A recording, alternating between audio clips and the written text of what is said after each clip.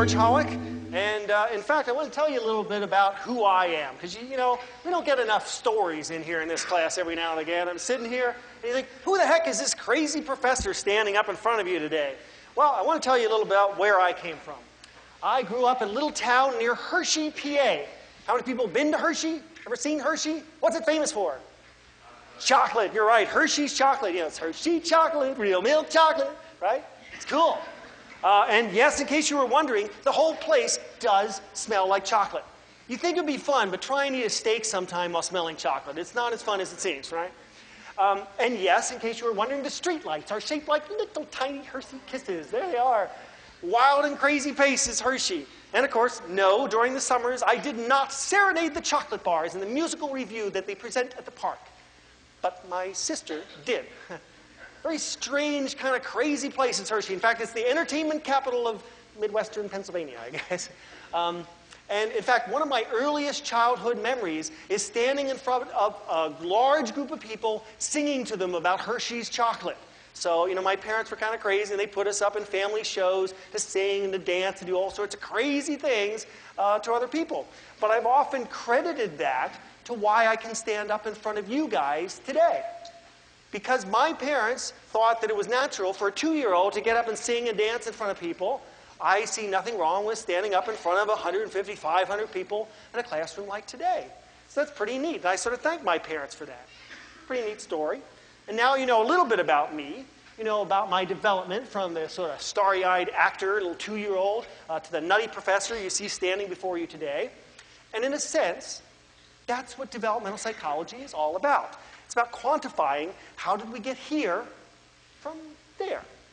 In particular, how did we get from being a little 2-foot-high little individual who poops in their diapers to being somebody who's a little bit taller than 2 foot, and hopefully is not going to crap my pants at the thought of having to talk to you today. Hopefully. Otherwise, it could be exciting. So now you know a little something about me. You know about one of my earliest childhood memories, standing up in front of a large group of people, and I want to know a little bit about you. I want to know, what is your earliest childhood memory? So think back through the mists of time, try and come up with your earliest childhood memory. What's the first thing you remember? And try and make sure it isn't something that somebody told you, it isn't something that you saw in a picture, you actually remember it. A few keys to sort of see that. If you are thinking back and you remember it from your perspective, that's probably you. If you remember it seeing you from the outside, probably not a memory, right? So think back about that. Think back, you got it? Now we're going to play a little limbo here and see how low can you go, right? How many people here's earliest childhood memory is before the age of 5? Good. That's good. Most people's are less heavy drugs involved, right? How about age 3? Still harder. You? Anybody for your age 2? Couple? What's your memory? Yeah? Yeah, sure.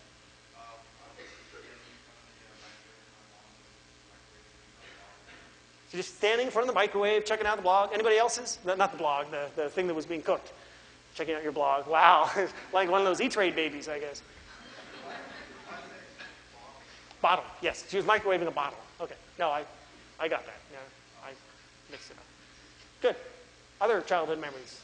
Or the age of 2 or somewhere around there. Anyone else? Yeah.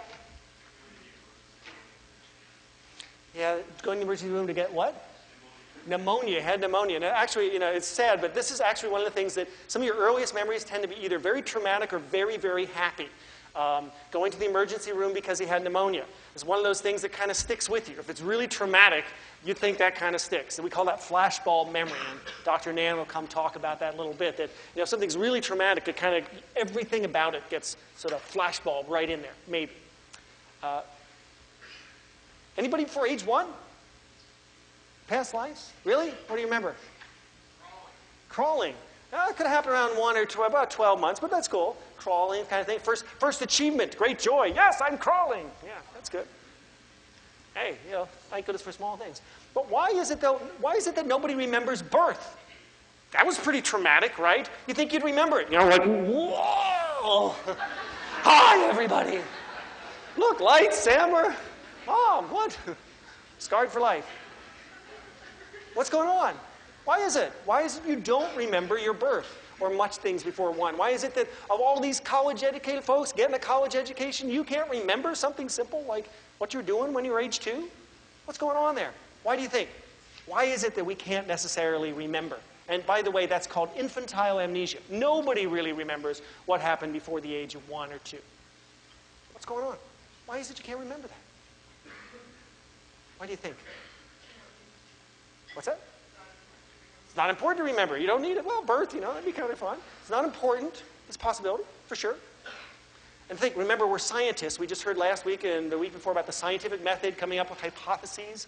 Let's see if we can come up with hypotheses about why is it nobody can remember before the age of 2. What kind of hypotheses you got there? Bing, bing, bing, bing. Right. Your brain function changes. Maybe baby brains are not the same as adult brains. Makes sense. Their face doesn't look the same. They don't walk the same way. You ever seen a baby try and walk? Right? Maybe they're not finished yet. Maybe baby brains aren't the same as adult brains, and as a result, they have a little bit of growing to do. Maybe memory's not working right. Maybe they can't consolidate memories in the same way. For that matter, maybe babies don't even have any memory at all. Maybe they can't remember things. Maybe something happens, they're like, wow, this is cool, this is fun. And it goes away, and they're like, wow, that's cool, it's fun. They do the same thing again. They have no memory whatsoever. How could we test that? One of the things you're going to discover about developmental psychology is we have to be kind of clever in the ways we have to test what it is that babies know. Because they can't talk to us. We can't say, hey, baby, did you have a memory test? Let's give you a little test. Do you remember your mother in the birthing room? What is your father? That doesn't work. So we have to come up with these clever ways. And in fact, a lady by the name of Carolyn Rovi Collier came up with a really clever way to test newborns' memories. And she came up with it by accident. She was trying to get her graduate dissertation done. She put her little baby, she was a new mom, and she had to keep the baby, occupied while she was working on her dissertation. So she puts the baby down in the crib, and she came up with this great idea. You know what a mobile is? Mobile is kind of like a little thing that hangs over the crib.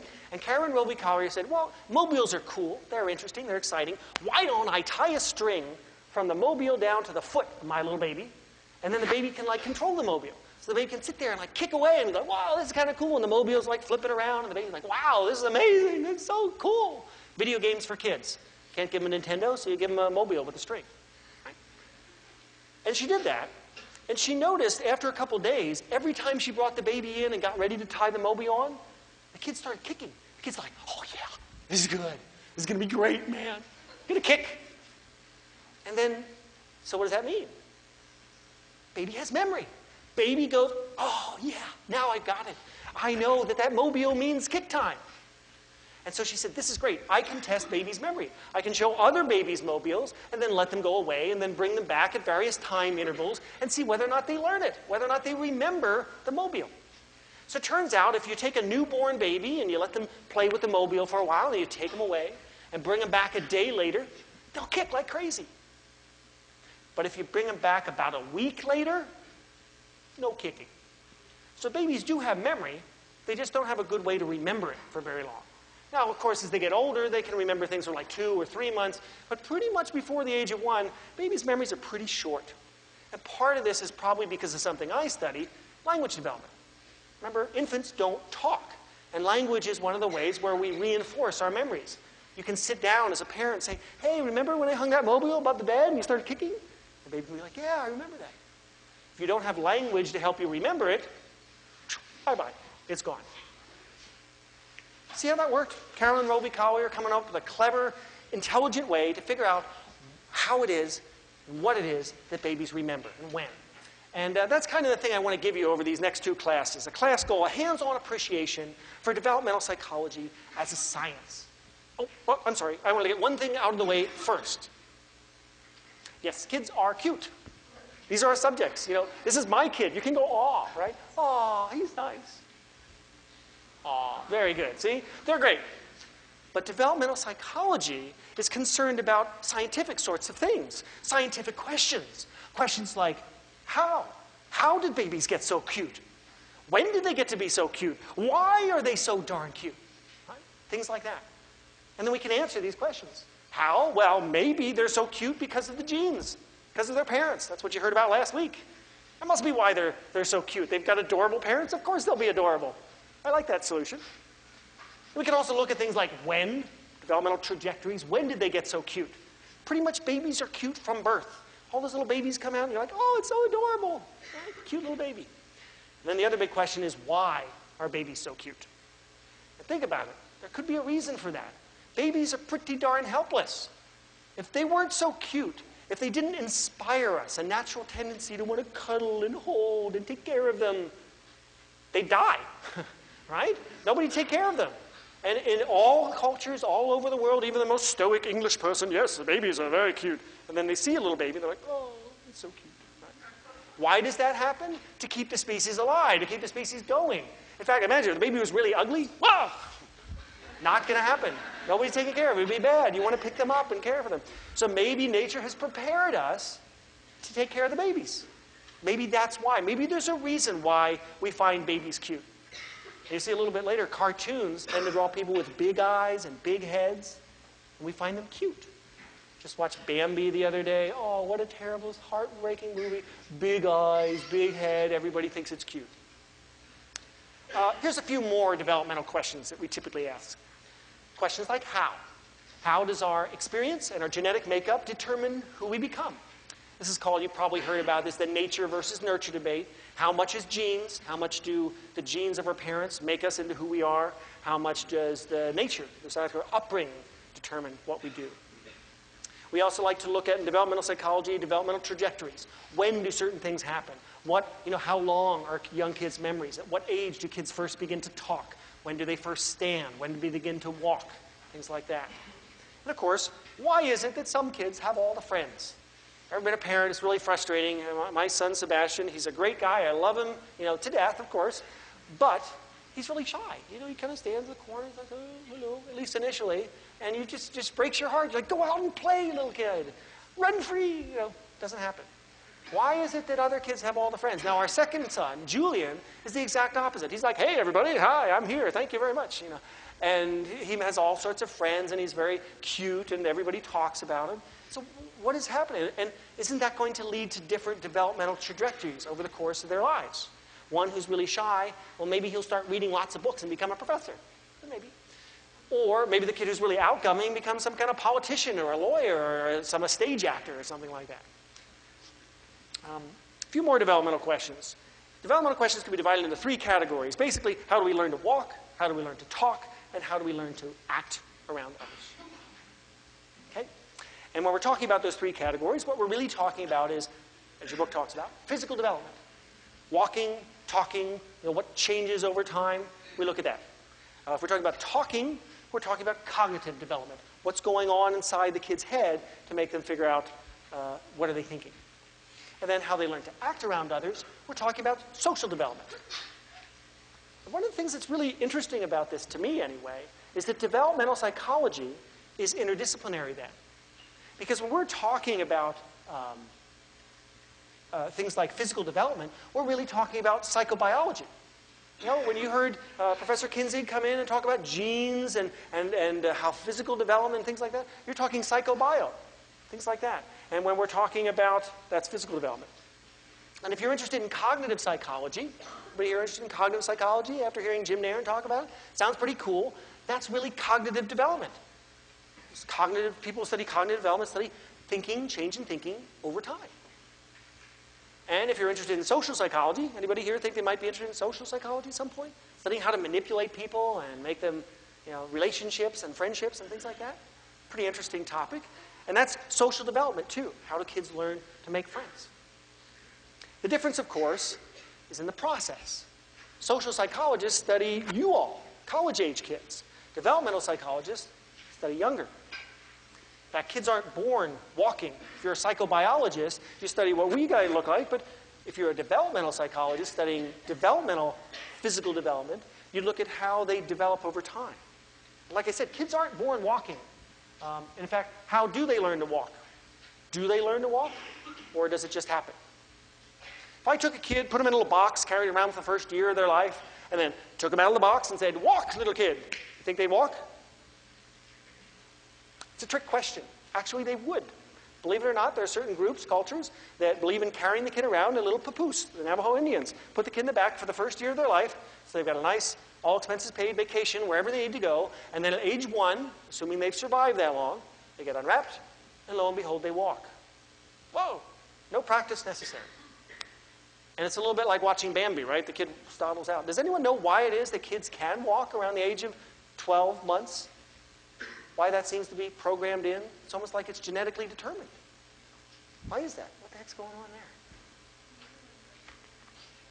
That's it, yeah. Neurons are starting to fire then. In fact, everything seems to be coming together. We're going to see around 1 year of age is when kids really seem to be ready for the world. And there's a reason for that. Ladies, want to hear a really scary reason? The reason is, apparently, human babies are born 12 months early.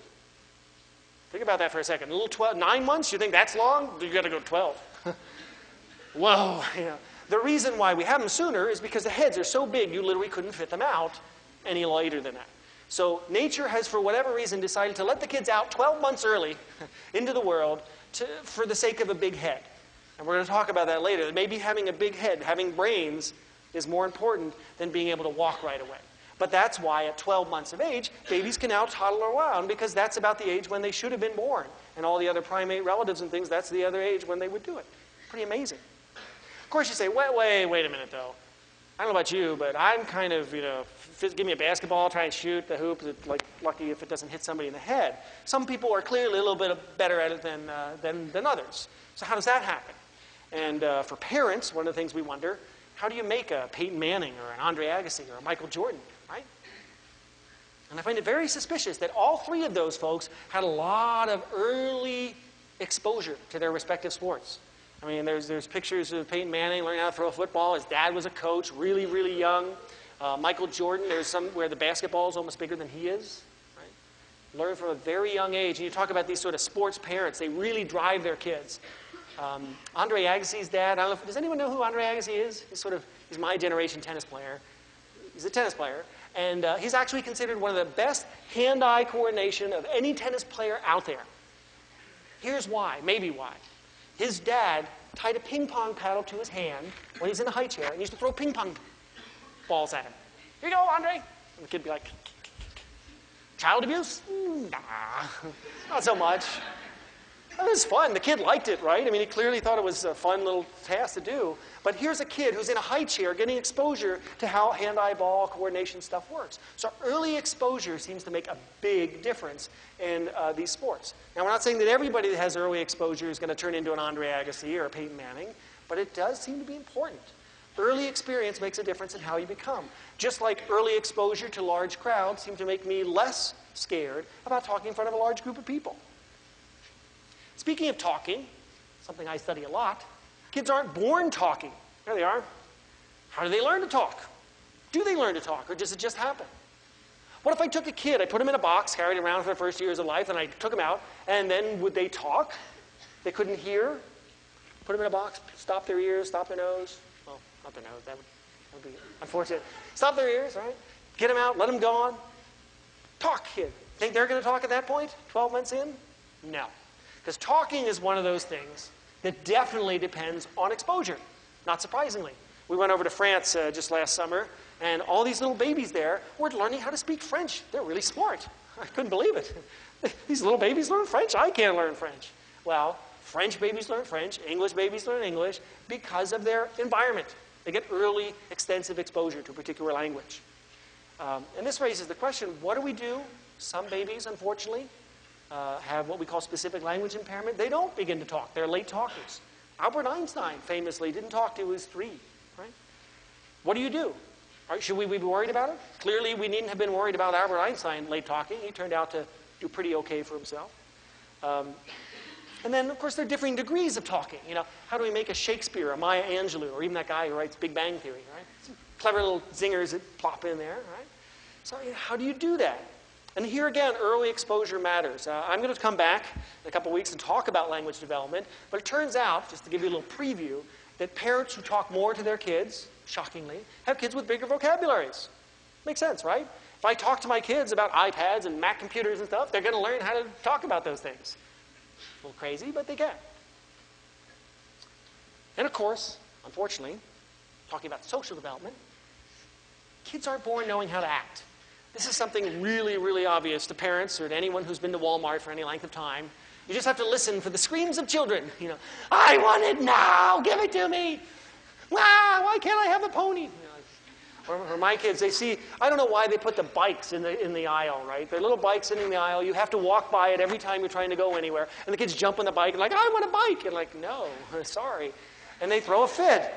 So how do they learn proper behavior? This is one of the things we have to teach them. How do we make them play nice and share? And what can parents or peers do to make their kids stop acting like little Neanderthals, right? And of course, how do we avoid making the next Jeffrey Dahmer or Hitler or Jerry Springer even, right? I guess what we're talking about is what makes kids the way they are. That's what developmental psychology is all about. So over the next couple of things, we'll be talking about physical development, we're going to be talking about cognitive development, and we'll talk about social development. Okay? Any questions, though, before we go on?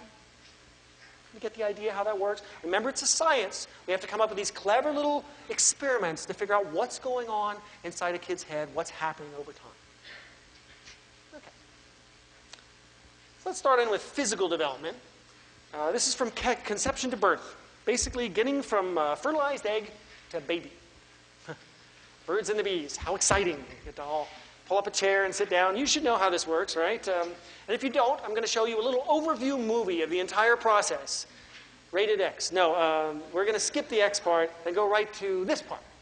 Here you have a little unfertilized egg minding its own business, sitting in the ovaries, happily minding its own business, and it's moving along, getting ready to be flushed out in the next menstrual period. But, oh, my goodness, it's accosted by a number of sperm, one of whom manages to fertilize the egg, right? You've seen this. If you've seen Look Who's Talking, right? You've seen this in a different way. And then it goes along. You've got this sort of germinal period where the thing goes along 48 hours, 3 days later. You've got this germ disc thing happening. And then eventually, it leaves the period of the zygote and implants into the wall of the uterus, where it begins to be an embryo and grow. And it really is like some kind of alien movie here, where as the thing grows bigger and bigger, it starts to develop things that look like aliens. Look, a little developing heart and a CNS and a tail. A tail? Wait a minute, what? Growing bigger, holy moly. It's got an eye now, a rudimentary arm and a leg. Geez, look at that. An emerging palate. It's got a thing to speak. It's got other things developing. And yeah, more things developing. That's nice. And a refinement of fingers, toes, bodies, and all sorts of other wonderful things like that. And then eventually it flips around 22 to 28 weeks, ready, positioned for birth. Here I come, mommy, look at. Hey, everybody got that? I'll try and review it a little bit more extensively now. Okay, so our goals and objectives for this section about physical development, I'll learn the facts. The facts of life, as they were. Talk about things like zygote, embryo, fetus, oh my, right? We'll talk about teratogens, and apply what we've learned by singing a little baby song. Well, maybe I'll do the singing and you can just sit back. So, okay, getting from conception to birth, what are we talking about? Well, we've got the period of the zygote, the period of the embryo, and the period of the fetus. Wow.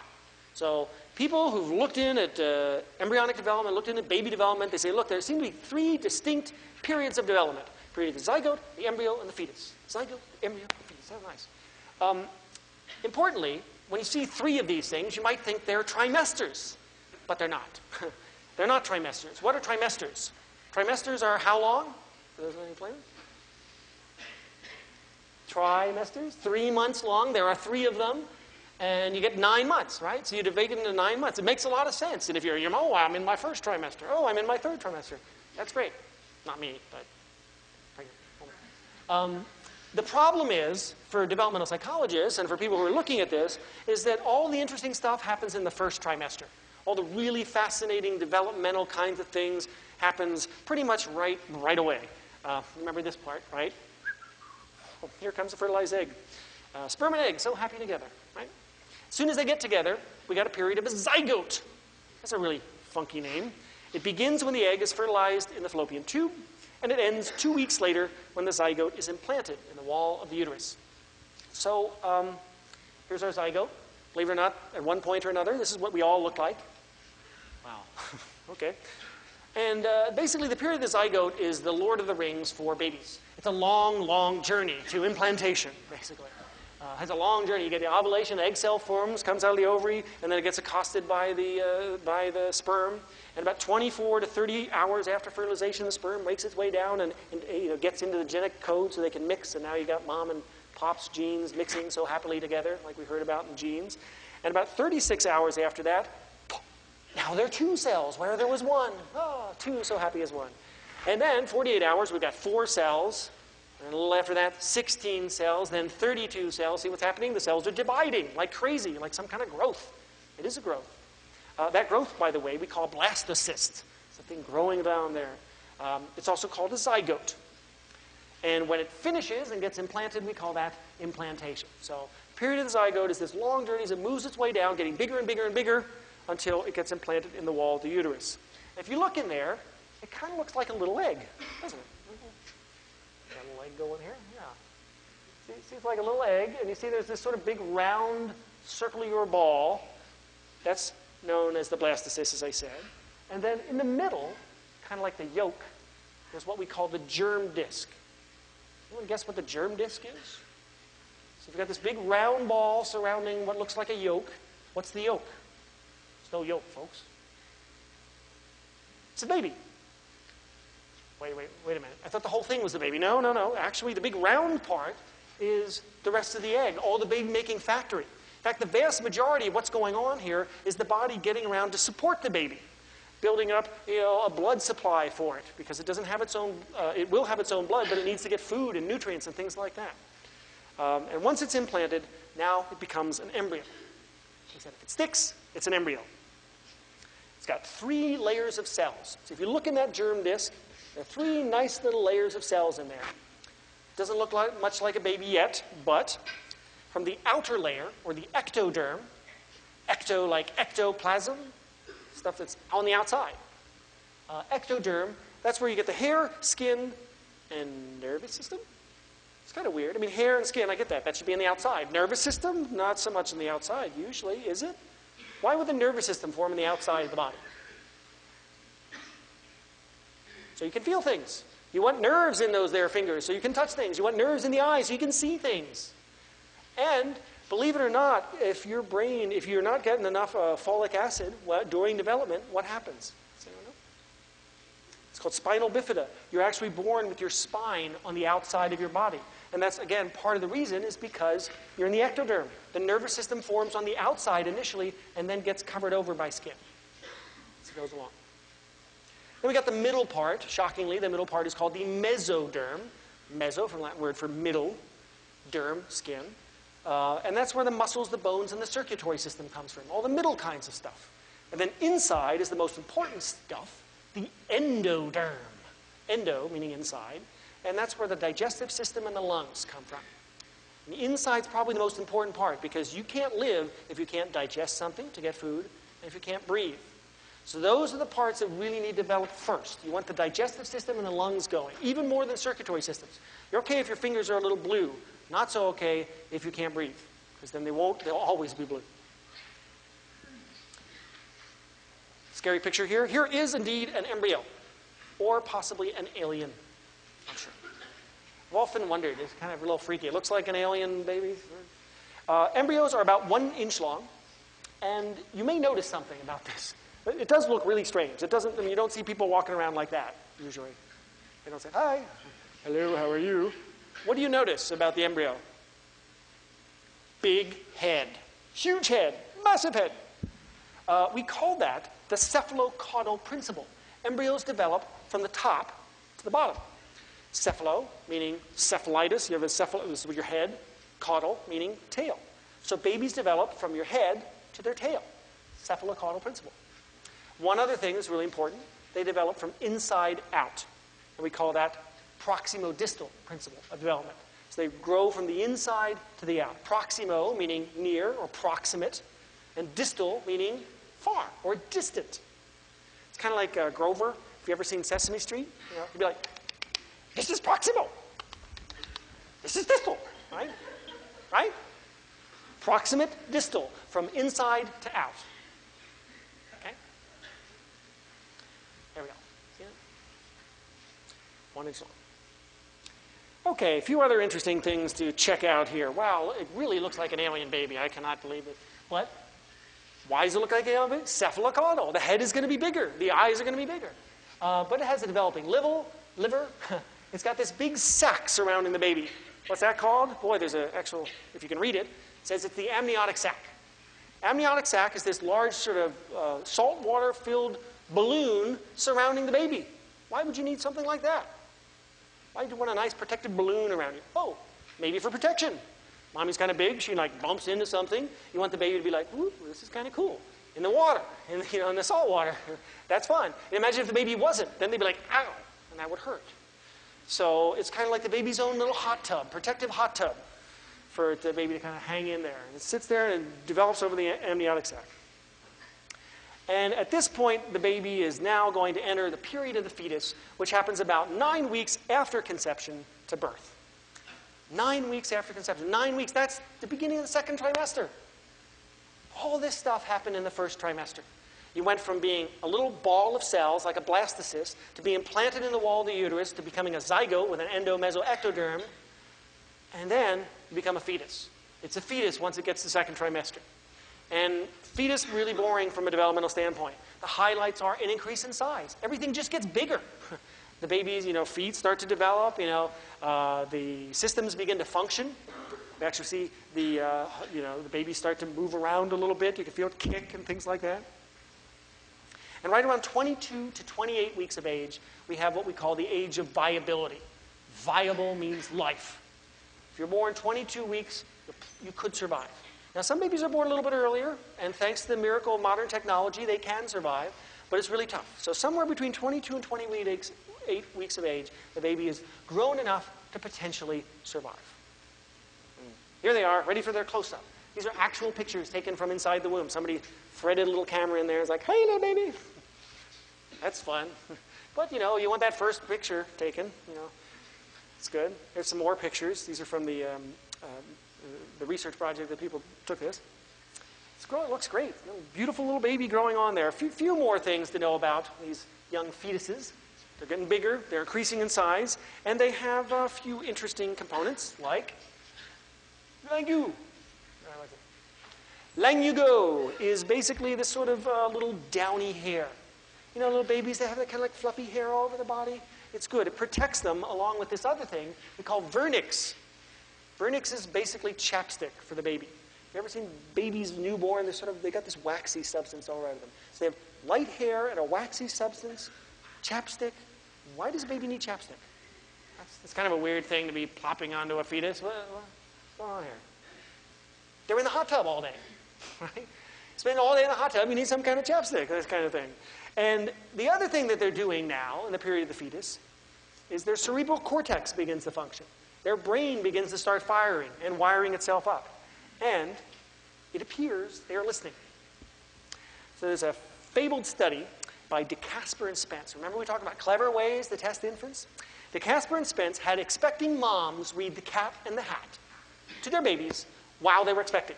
So you're a mom, you're getting big, last couple months of pregnancy. Oh, the cat stepped in on the mat, the cat in the hat. Look at that, right, or whatever. Right? They're reading this, the pregnancy, during the last 1.5 months. And then when the newborn babies came out and they were drinking their milk, one of the things they noticed, they could play back The Cat in the Hat or some other books. And they found that the babies sucked more for The Cat in the Hat. So if you started reading The Cat in the Hat to these newborn babies, they're sitting there, they're crying, you're reading The Cat in the Hat, they're like, oh, wow. And it must be that the babies remember this stuff. They actually remember Dr. Seuss. Whoa! That's kind of florid. And this has led to a whole, cottage industry of people playing music for kids. I don't know if you've seen it. Now there's like speakers. You can put it on your womb and sort of play in, Mozart, right? You're supposed to play Mozart for the kid because the kid's going to learn how to conduct a symphony or something. All of this came about because of this study that found that babies do it. Turns out, what people never tell you is there's some severe limitations to this study.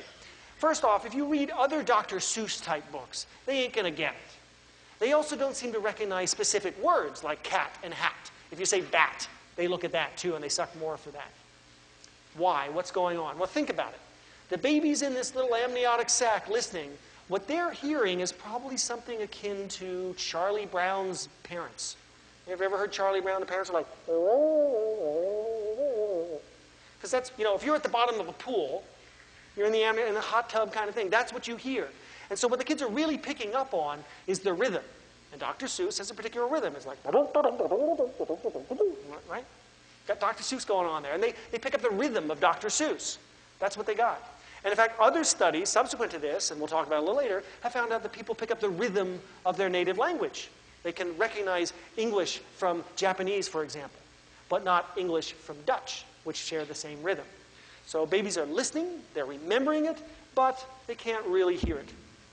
By the way, they can see, too, as well. Well, apparently view is not so great, so they can't. But the eyes are working. Okay, so you're expecting mom, baby's growing through this period of the fetus and the zygote and the embryo and all that stuff. What should they work out for? You just found out you're pregnant. Well, ladies in here, guys, it'd be really freaky.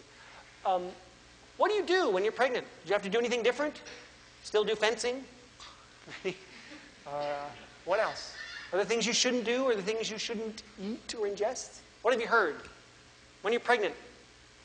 I don't know about you, but when my wife got pregnant, I discovered these warning signs over everything. Apparently the entire world is completely scary if you're a pregnant woman, right? It doesn't matter what it is. You can pick up this book and there's a warning, pregnant women should not carry this book bag. You know, what? Maybe. Of course, heaven forbid you go to an amusement park. You know, amusement park is like, don't go on this ride and that ride. Or if you look at regular foods, they're like, don't eat this food, don't eat that food, and those sorts of things. Why not? What's going on there? You're eating for two. You've got kids, and we've got this thing, this concept we call teratogens. Teratogens are any substance or agent that causes abnormal prenatal development. So you get the wrong thing in there, and the baby's going to turn out weird, like weirder than normal. Okay? Anything that causes abnormal prenatal development. These are things like diseases. Sadly, if you get sick while you're pregnant, you can pass the disease on to the baby. If the mom gets AIDS, there's about a 1/3 chance that she will pass the disease on to her baby. Only 1/3, though. As it turns out, mommy does not share the same blood as the infant, so the blood has to pass over a blood barrier in the placental walls. But drugs also can go through to the kid. That's why if you take certain drugs, it could be bad. There are also environmental hazards. Anyone heard of some environmental hazards pregnant women should watch out for? What is it? Cat litter, toxoplasmosis. Actually turns out there's a little bacteria that lives in cat litter or feces that, if moms get, could be passed on to the baby, make the baby sick. Lead is another one. Watch out for lead paint. Moms who had exposure to lead have kids that have mild to moderate mental retardation. What's the other big thing mom's got to watch out for? Alcohol. You got it. Fetal alcohol syndrome. This is a really devastating one because it turns out you can get it within the first, couple months of pregnancy. But sometimes people don't even know they're pregnant. So you're drinking a lot, you're basically bathing the baby in a little cocktail, and the baby's getting abnormal development, fetal alcohol syndrome. They tend to have impulsive problems, they tend mild to moderate mental retardation, all sorts of issues can come up with that, partly dependent on the amount that they get. So the more you get. Risk drinking. Does anyone know what risk drinking actually consists of? More than one drink a day, basically, or more than 7 drinks a week, or more than 7 drinks on any given occasion. So it makes sense. Don't drink too much at the same time. That's fetal alcohol syndrome. So be careful how much you drink. But what if you're worried about it? Man, I did a little drinking. Well, that was partly why we got pregnant, and right, or something like that. How could you figure out what's going on? What do you do? Well, you can diagnose mom. You can do a little ultrasound, right? Ultrasound, a little thing you put over the baby's mom. You can actually use sound to get an impression of what the baby looks like. And in a few days, you can also do chorionic villi sampling. You go and take a little blood sample from the baby, or from the area around the baby, the placenta. And amniocentesis. You can actually take out some of the amniotic fluid and test it for, in a few days, up to 200 different genetic disorders, just like that. So you can tell and figure out what's going to happen with your baby. Some interesting ethical issues arise here at this point, because then you're like, well, if I can tell about genetic disorders, but it's probably important. Has anyone ever heard of PKU? Phenylketonuria? If you've ever seen the side of Coke bottles and stuff contains PKU, watch out. That's a genetic disorder. Kids can't process a particular sort of enzyme. And so if you get that enzyme, you'll be in a lot of trouble. But you just need to avoid it. So it's one of the reasons why if you know the genetic disorders ahead of time, you can plan for these sorts of things. It was good. So pretty clever. You can get the mom checked out. And here's what it looks like, by the way, if anyone's ever seen ultrasound.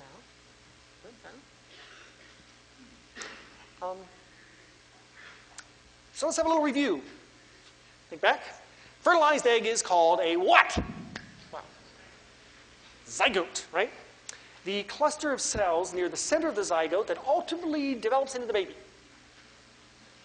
Germ disc, that's right. Once the zygote is embedded into the wall, it is called what? Not a zygote anymore. It is a fetus. No, it's not. It's an embryo, right? Bonus, what's the embedding called? Implantation. Sounds like Scarlett O'Hara. Let's go implantation, right? Or not. And what about that sac surrounding the embryo? What's that called? Okay. How about the 3 layers of cells? That sounds like some people said it. Well, why don't we just check to make sure and have a little quick sing-along review. I'll do the singing. You can just listen, right? Here's the story of a tiny zygote who was growing up so very big and strong, floating down the river of the uterus, implanted before too long. At 3 weeks, here's the story of a small embryo who was growing up so very big and strong, with endo-meso-ectoderm developing, but only 1 inch long. At 9 weeks, here's the story of a hefty fetus who was growing up so very big and strong, covered by the vernix endlessly. Let's hope that nothing does go wrong. But just in case, at 10 weeks, baby's mommy gets an ultrasound, and she stays for chorionic villus sampling. Now she knows that her kid will turn out healthy if she stays the blank away from alcohol. Okay. Okay. Thank you. And that's all. Are we done at 15? 10:20. Oh, good. Oh, I thought I was done, but I'm not. We've got 5 more minutes. No problem. We'll dive into a little bit of infant perception, which we will finish up next time. That's good. Okay, so our goals and objectives. So we just did physical development. Again, any questions? Questions of physical development? Hopefully a little musical review sort of calm that together. Okay, good. Infant perception, we're going to talk about everything infants see, hear, smell, taste, and touch. What they understand about it, and how they integrate it. Hey, apparently we have 5 more minutes. Good. So first thing, when we talk about infant perception, we can't beat it. You look at those big eyes and you got to say, hey, what is it that infants see? And how can we test? We can't give them an eye test. We can't say, cover one eye and tell me what letters you see. They don't know that. So what do we do instead? Again, we have to be clever. And here's how we test it. We test their visual acuity by showing them 2 squares. One of the squares has stripes in it. One of them's gray. And these are balanced for color, so if you kind of squint, they look the same. If you can't see the stripes, if your vision is so bad, those of you that have glasses, you can take them off and look, and you realize, oh, I can't really see the difference between those 2 squares. Especially if I make the stripes closer and closer together, like this one or this one. Whoa. Take your eyes off, like, oh, it's just 2 big gray squares. Oh, wait, there's stripes there. So see how you do this? You've got 2, a gray square and stripes, and you make the stripes closer and closer together, and you watch what the kid does. And this is a guy by the name of Fonts. Came up with his visual preference procedure to test babies' eyesight. And what he found was that babies, they looked more at the stripes, but as the stripes got closer and closer together, they stopped looking more at the stripes until they looked kind of like this, right? They couldn't figure it out, and he said, that must be the visual acuity of babies. Because to be able to see stripes that are that close together, you need to have like a great eye vision. You would need to have perfect eye vision because those are 2 gray squares. But what he found was that babies' eyesight is about 2,400 at birth. That means babies can see at 20 feet what adults could see at 400 feet. So their close-up vision is better. What does that look like? Here's a little simulation. At 1 month of age, that's what mommy looks like to baby. You can just see the big hair, basically. And then at 2 months, it's getting a little bit better. 3 months. And then by 1 year, it's about as clear as it's ever going to get. And color kicks in, too. And one of the things we found, too, is around 12 months of age, around 1 year of age, when they're crawling, we found that they can actually see depth, too.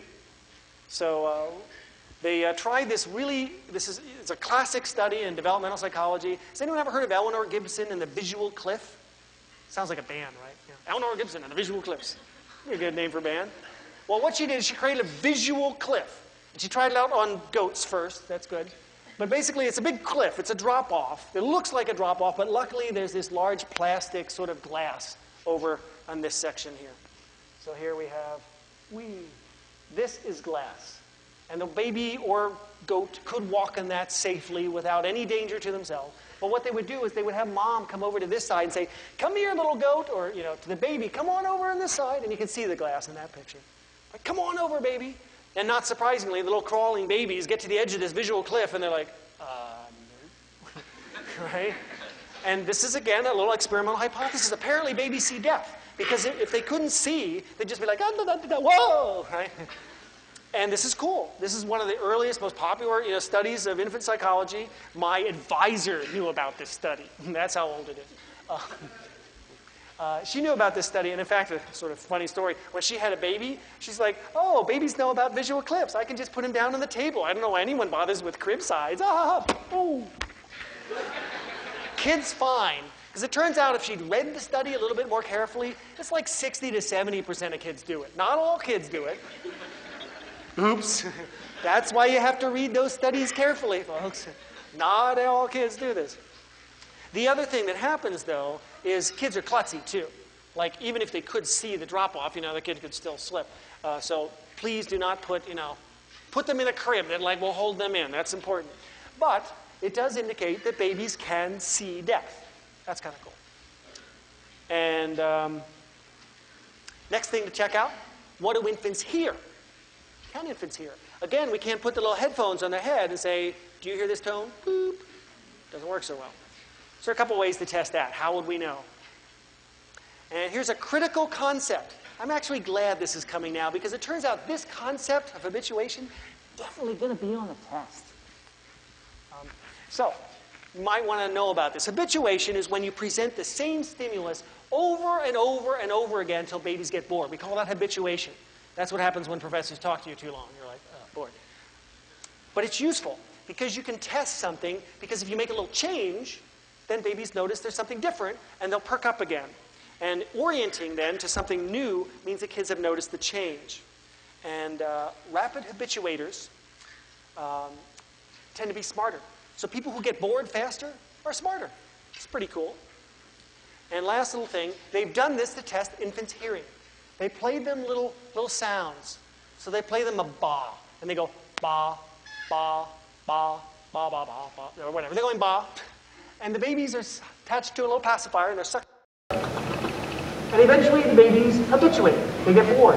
Ba, ba, ba. Kind of bored. And then they change it at the very end to a ha.